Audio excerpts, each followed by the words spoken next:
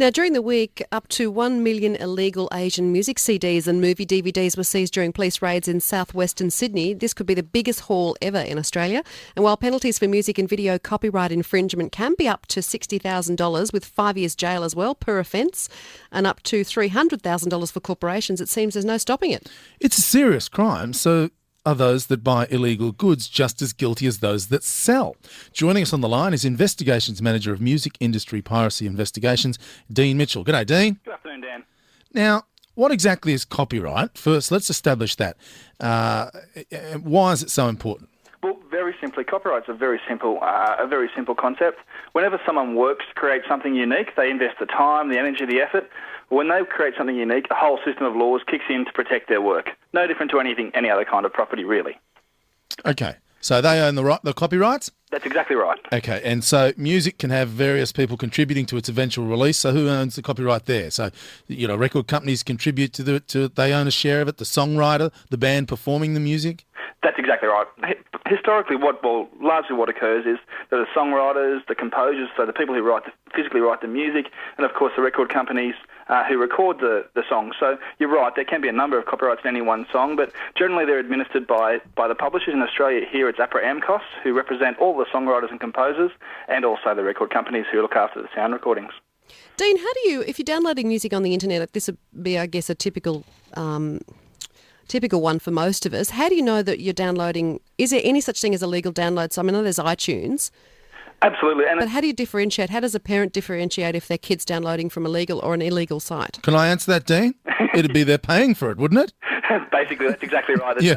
You don't get anything for free in this world, I guess, so that's a fair indication.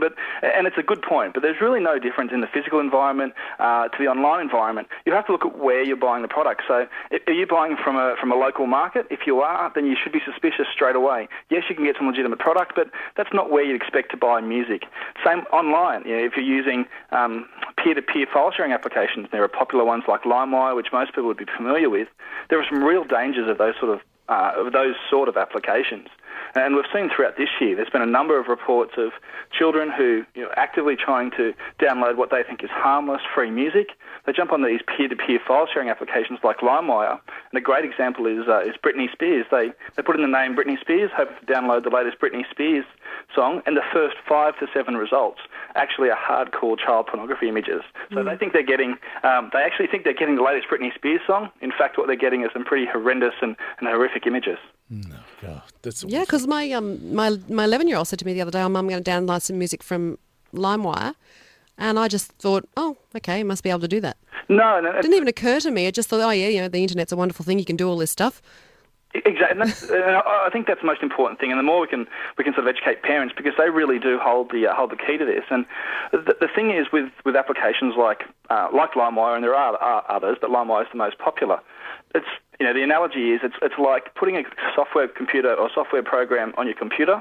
It's exactly, and like LimeWire, it's exactly like going out, leaving your house unlocked, and letting anyone walk in. It's basically, as soon as you put one of those applications on your computer, you're opening up your computer to the entire world. Anyone can jump on and share files. So these programs get around the copyright law, or attempt to get around the copyright law, by saying, it's all about sharing data files.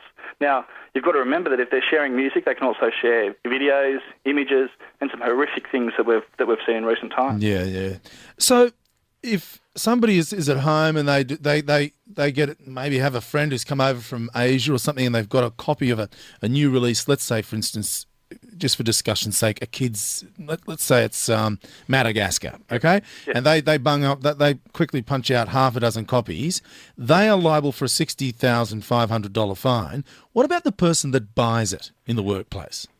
Well, the criminal laws, there are basically two important sets of laws which kick in here. The criminal laws make it illegal and make it a crime to distribute, import, or do anything in relation to copyright infringing music. So that's where the very serious 5-year criminal jail sentences kick in. But what people need to also understand is that there's a whole other system of law which protects copyright, and that's the civil law. So if you're using illegal music and movies, then, look, there are ramifications. But more importantly, it's people, I think, have to look at the implications it has for the music industry and the community more broadly. And I say this often because often people perceive piracy as a victimless crime, and really, nothing could be further from the truth. People often forget about the mum and dad investors who own the local music store on the corner who literally, I get calls every day saying they can't make a buck, they're going out of business. Now, these difficult economic times, they're doing it really tough because these people are they've got no overheads. They just simply steal this music, burn it, and sell it for a quick buck. Okay. There are a lot of people who suffer when that occurs. Okay, all right. So let's then take it a step further. Now, what about on, say, last night? There's a Christmas concert, okay? And they're playing, there might be a kindergarten Christmas concert, and they're playing songs, and the kids are singing, and somebody's videoing it, and says, I'll do the DVD of the kids' concert this year, and they are filming someone else's songs, and they are charging $5 each for the DVDs. There's no real simple answer to that question, unfortunately, because there are a lot of complicated facts. And the fact you choose a Christmas, your example obviously is in Christmas carols. Yeah. A lot of Christmas carols are out of copyright, so Christmas carols may not be protected. Right. Okay. Well, really just general songs. Let's say Britney Spears songs. Yes. And someone videos them and says, and rather than everyone in the room taking footage, says, I'll take the video, a DVD, and I'll print you all off a DVD of the concert. Yeah, there certainly are. There are copyright laws which protect performances. As you said from the outset, which you're exactly right, there are a number of copyrights in each song. So there's not only the sound recording, which might apply to the DVD or the CD, which is actually protected, but the people who wrote the song have rights. So the words, the people who wrote the music have rights. So there are a number of systems, and I would encourage anyone that's going to go down that path just to give ARIA or APRA AMCOS a call, and they can certainly guide them through and let them know on an individual case-by-case basis. Would they then, well, what about then if the school or the person taking the video would they then pay a licensing fee or be required to pay a licensing fee? Look, there is obviously a possibility of that, but there are obviously situations where licensing fees might be waived if it's a charitable situation. And of course, it is a very complex issue, and we really look at these issues on a case-by-case basis, and the record companies do, and as do the publishers. So, yeah. And it does vary, obviously, as you've said, there are a number of different. Each song is very, very different. So, yeah. So all I say, if people are looking at doing that, just pick up the phone, call ARIA or APRA AMCOS, and they will answer your specific questions in relation to your specific songs. Right. What about retail stores that play CDs? Are they exempt from it, Dean, or not? No, they're not. There are a number of licences which retail outlets do need to play music, so to perform for public performance, and they can get their licences through an organisation called PPCA. Which is closely affiliated with ARIA. And am I right in saying they collect funds from or contributions from retailers and then distribute it to songwriters? That's exactly right. And that's the basic premise of copyright protection, Dan, or copyright, is that these people have put in a real hard day's work. They've really worked hard to produce these songs, and they really need to be, their rights and their hard work needs to be protected. And that's what all of these copyright systems are about. It's just about making sure people get a fair day's pay for a fair day's work. What about cover bands? Again, it does depend on a case-by-case basis, and it really... bands, DJs, there are a whole lot of other issues, karaoke, and those operators in those areas really will need to get in touch with ARIA. And I think what we have to understand, Kaylee, is that they're commercial enterprises often, particularly your bands, your karaoke operators, so they should really be making contact with us to work out what licenses they need and how they can really, because at the end of the day they're making a living or at least making a buck off of other people's work. So taking it to the nth degree, does that, therefore if I go to a karaoke bar, heaven forbid, and get up and sing Frank Sinatra's My Way, do I, in theory, have to pay a royalty, or does the karaoke operator have to pay a royalty? And does that actually happen in real life? That's exactly right. And yes, you do not have to pay anything. No, it's up to the operator. So basically what happens with a karaoke song is the karaoke operator pays a license fee to the music publishers for the right to have the song.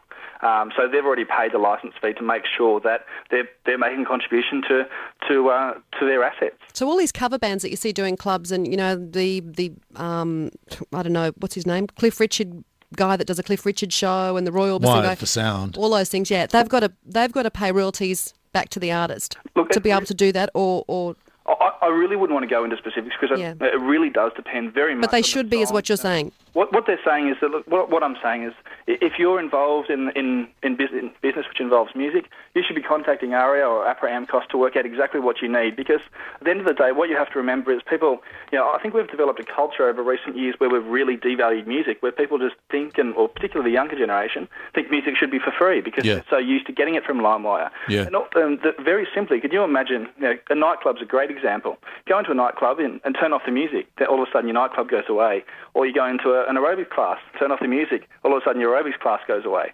I think we really need to appreciate the